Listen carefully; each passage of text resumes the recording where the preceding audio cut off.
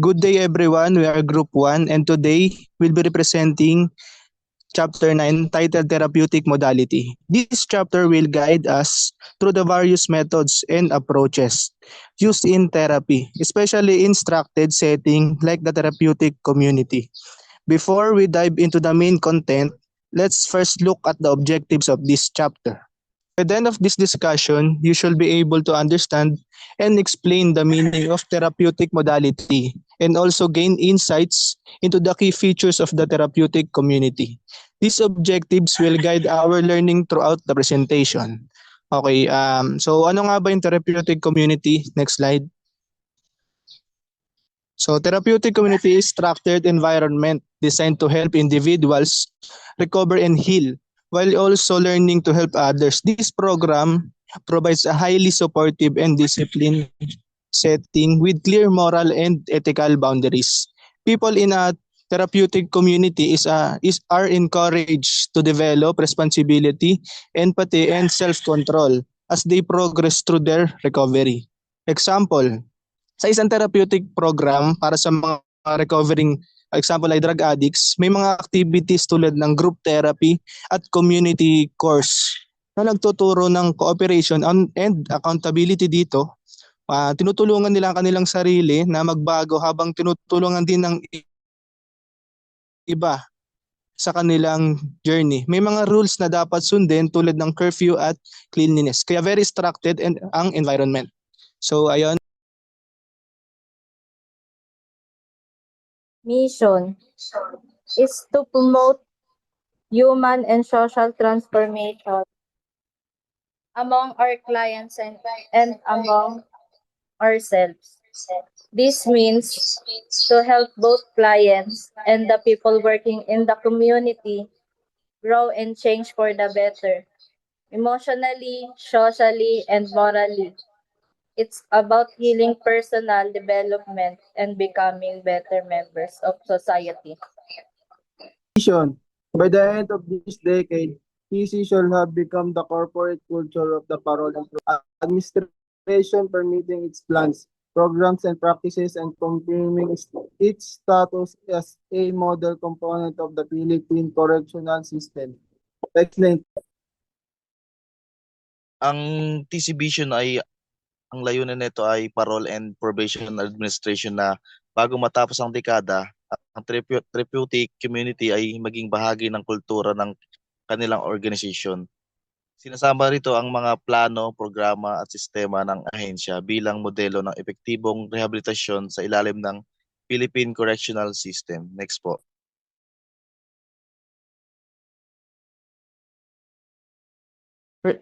Restorative justice is an approach to justice that focuses on repairing the harm accused by criminal behavior or conflict rather than emphasizing punishment. Restorative justice seeks to bring together those affected victims, offenders, and sometimes the with community to collectively resolve to move forward and heal. Next po. Behavioral shaping tools of therapeutic communities use specific tools to shape behavior, promote accountability, and support personal growth. These tools help address instruction, encourage self-awareness, and guide residents in learning from others' actions. I will give you one example of support behavioral tools shaping therapeutic contingency management, rewarding positive behavior and addressing negative ones, which consequence focusing on consistency and clear expectations.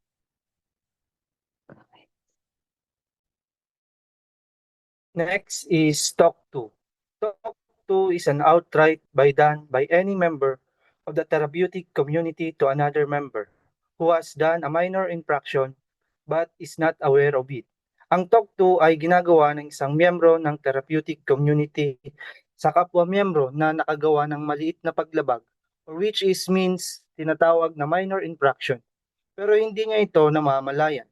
Ang layunin lamang nito na ipaalam sa kanya ang nagawang pagkakamali sa mahinahon at maayos na paraan para maitama niya ito.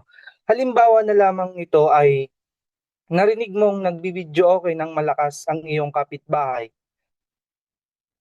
around 11 p.m. Base sa protocol ng City Hall ay bawal nang mag-ingay simula 10 p.m. Pero mukhang hindi namalayan ng iyong kapitbahay na oras na pala ng katahimikan. Sa ganong senaryo, gagawin mo yung talk to. Maaari mo siyang kausapin ng ganito. Uy, pasensya na, pero quiet time na ngayon. Pero hindi mo lang namalayan. Yun ay isang halimbawa ng talk to. Next po. Pull up. It is done as a result of lack, miss or lapses in awareness in a resident. All members of the community are responsible to pull up minor infractions done by peers. It encourages honesty, demeanor awareness, and owning up to one's mistakes. This is done when violator is unknown. So in short, it's about members being proactive in calling out small violations in a respectful way, which encourage a culture of mutual respect, self-awareness, and responsibility. Next slide, please.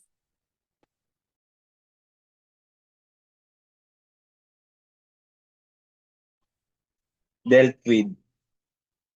Dealt with is done when negative behaviors or infractions to the house rules, norms are done for the second time of the same offense by a resident of three composed of a senior resident, peer, and a friend. Ito naman daw po, kapag ikaw ay nakagawa ng negative behavior o nakapaglabag sa rules ng 2 beses para sa same offense, mayroong panel na bubuo para sa'yo.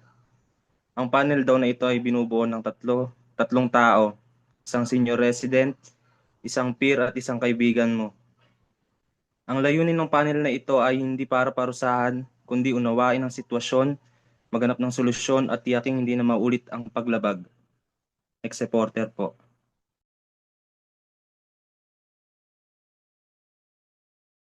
Haircut.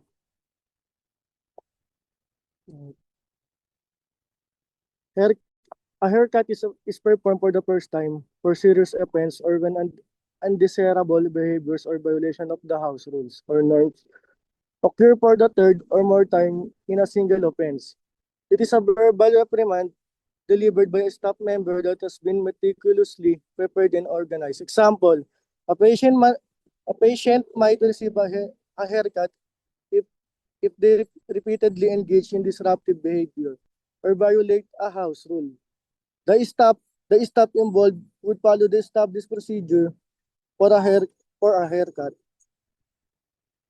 Ang purpose nito is the haircut aims to reinforce community norms and values by addressing rule infraction in a direct and public manner.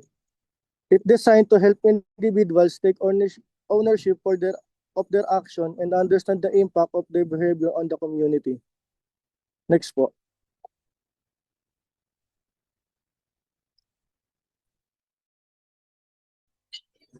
Good day. Proceed na naman tayo dito sa learning experience.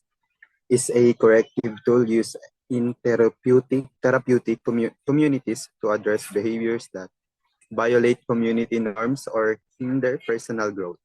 It transforms mistakes or misconduct into opportunities for personal development and resocialization. So sinasabi lang naman dito sa learning experience is about sa mga PDL na kapag lumabag sila sa community norms ng kulungan or rules and regulations, may papagawa sila. For example, community service. Pinapagawa sa kanila yan para matuto sila. Kumbaga, learning experience na nila. Okay, next. General meeting. General meeting is the one of the core modalities or structured activities used within the therapeutic community, modeled to promote individual and group healing. Here's the 4 breakdown of what this modality typically involves.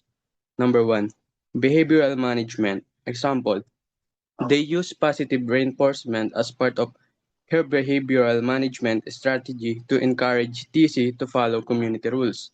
Second, emotional and psychological aspect. Example, the counselor address the emotional and psychological aspect of the TC people by offering regular therapy session and mindfulness exercise. Third, intellectual and spiritual development. Example, the modality promotes both intellectual and spiritual development by offering advanced academic courses alongside values, education, and meditation session. Fourth, vocational and survival skills. Example, the training program focuses on vocational and survival skills such as carpentry, basic electrical work, and financial literacy to help therapeutic people become self-sufficient. Next reporter.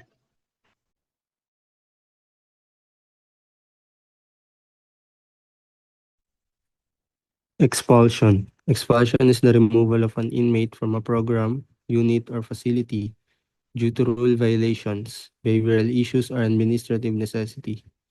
It is a disciplinary or procedural action distinct from release or parole. Ito yung kapag inalis ang isang inmate sa isang facility, expulsion ang tawag doon. Usually, nangyayari to kapag nakapag-break sila ng rules or nakapagpakita sila ng bad behavior sa loob. And yung expulsion, hindi siya katulad ng pag-release ng inmate or pagkuha ng parole. Kasi yung pag-release at parole, ibig sabihin no, naalis sila sa loob ng kulungan. Pero yung sa expulsion naman, parang ililipat lang sila, hindi sila ilalabas. Kumbaga type of disciplinary action lang siya. Next reporter po. Counseling. Counseling is the risk of developing solution. It is process that involves prospective solution, positive and negative repercussions, and recognize and rate determining which alternative is the most suitable. Dito naman po, yung mga tao kung may nararamdaman po na kailangan po nila ng tulong is tutulad ng may mga anxiety, gano'n po. Ayan po yung mga kailangan po ng tulong.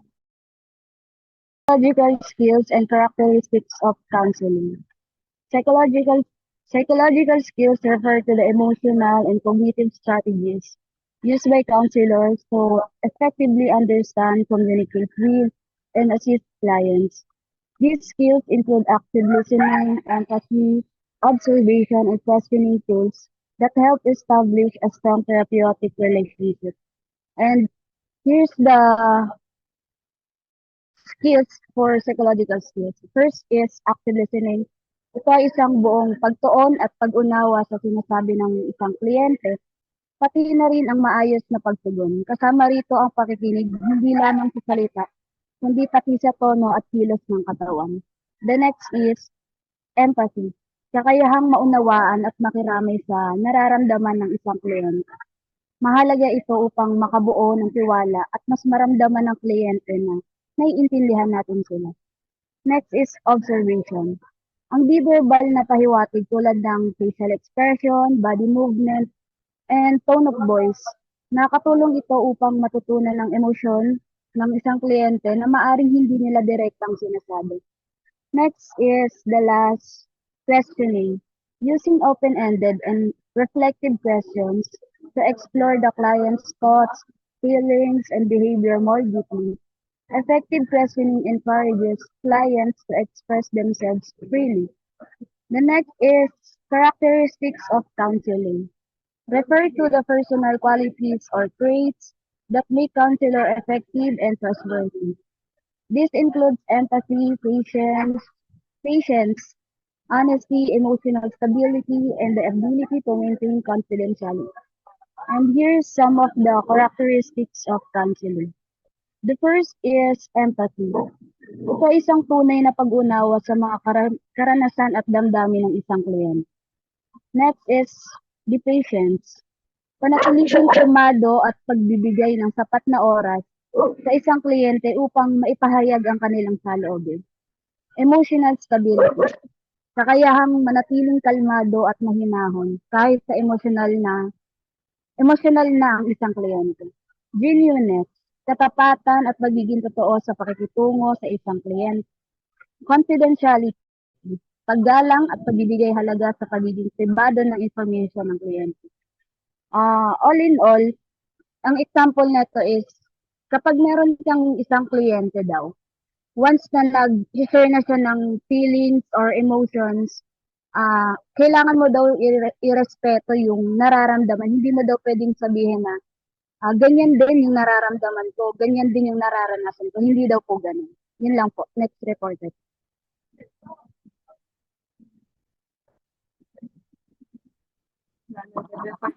Empathy.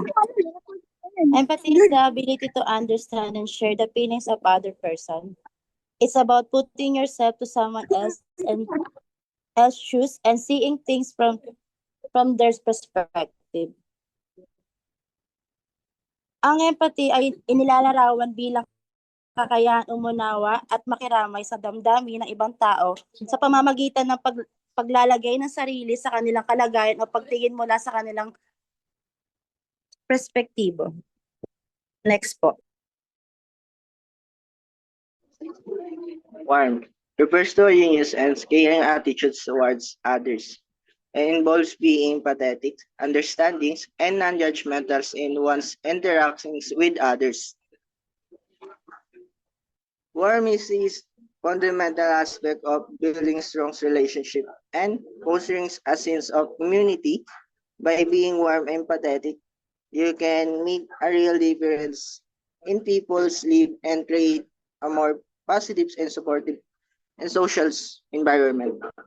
Next report.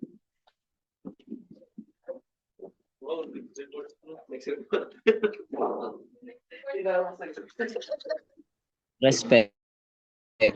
Acknowledging the dignity and worth of each client, regardless of his background or history. Promote a non-judgmental atmosphere. Ito naman, in therapeutic community, dito naman pumapasok yung respeto at paggalang natin sa ating client upang mas magkaroon ng magandang relasyon sa bawat isa. Dahil din dito, mas nagkakaroon ng client na magsabi ng mga salopin ng walang pagdududa. Dahil bilang isang kabilang sa therapeutic community, dapat marunong kang umintindi sa kanilang mga pinagdadaanan at binibigyan halaga ang kanilang nararamdaman upang matulungan mo sila sa kanilang mga problema. Ma'am Ruiz? The acknowledging the dignity and worth of each client regardless of their background or history, it promotes a non-judgmental atmosphere. So ang pagkakaroon daw po ng malinaw na sistema na tuntunin na patakaran ay nagtutulak ng pagiging organisado at maayos na loob na therapeutic community. Ito ay nagtutulak ng pagiging responsable at disiplinado na bawat isa upang magkaroon ng magandang samahan at patuloy na magkaroon ng positibong pagbabago sa kanilang buhay. Next reporter. Next is congruence. Congruence generally refers to the alignment or mismatch between a person's values, personality, or environment in their behavior or social roles, which can help explain criminal behavior or conformity. Ang congruence ay ang pagkakatugma ng iniisip, nararamdaman at kinikilos ng dalawang taong nag-uusap.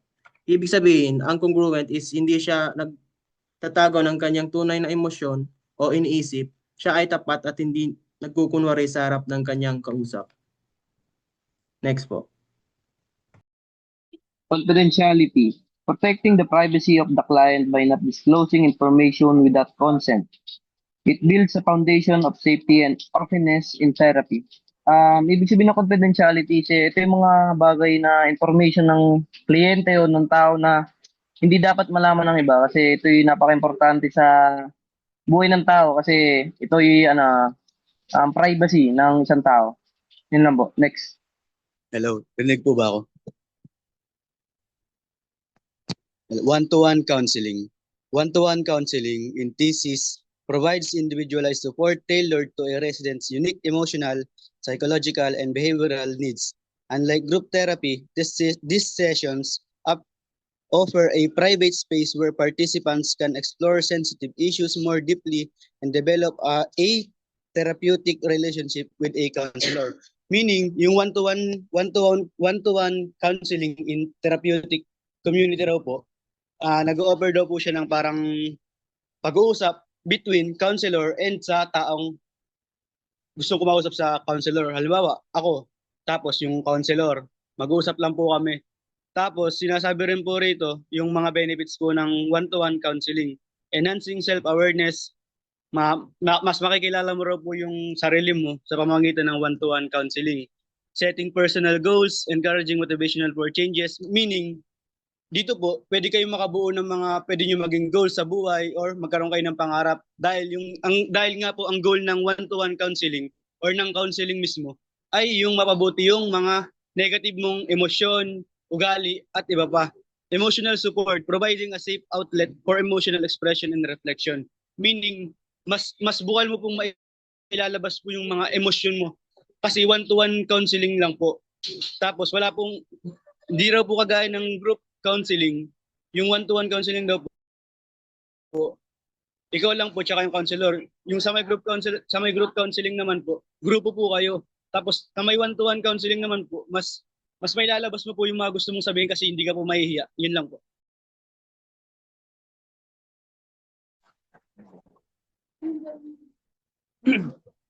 Group counseling. Group counseling involves multiple clients in a single session facilitated by a counselor. It uses the power of shared experience to create a sense of belonging and mutual support. The difference of group counseling and one-to-one counseling is that group counseling fosters shared experience and peer support, whereas one-to-one counseling provides focused individual care. Ang pagkakaiba naman po ng one-to-one counseling and group counseling is yung group counseling is nagpo-focus sa maramihan while yung one-to-one counseling is mag-isa lang. Para sa akin, mas maganda yung one-to-one counseling dahil nakakapag-focus yung counselor sa isang tao at napoprovide niya yung mga needs nito. Yun lamang po. Thank you.